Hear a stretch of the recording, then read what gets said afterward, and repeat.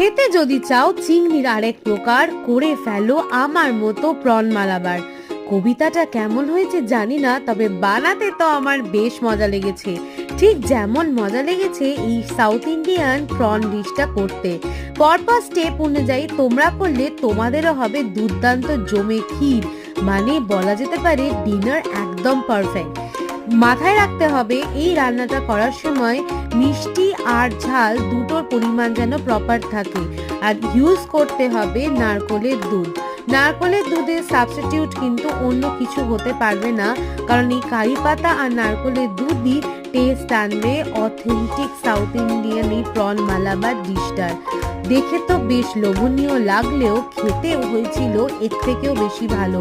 আর এই প্রথমবার আমি ট্রাই করে ফেলেছি চিংড়ির পোলাও। খুব কম দিনের মধ্যেই আরেকবার আমি তোমাদের সঙ্গে রেসিপি শেয়ার করব।